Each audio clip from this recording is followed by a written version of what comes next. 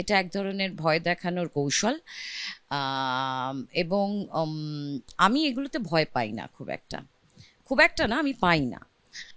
যেটা ফ্রেজটা ইউজ করেছে সেটা নিয়ে আমি মানে জানতে চাইছি যে কিভাবে সামাজিকভাবে আমাকে বয়কট করবে।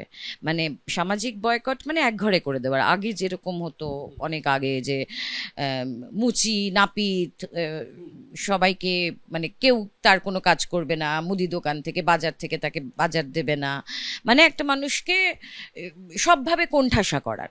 তো সেটা তো আগেও ইন্ডাস্ট্রিতে আমাকে করেছে, কারণ বিভিন্ন সত্যি কথাগুলো বলার দরুন 9th অগস্টের প্রেক্ষিতেই যা বলেছি সেইটার এতে, এগুলো তো সংবিধানে মানে বিরোধী।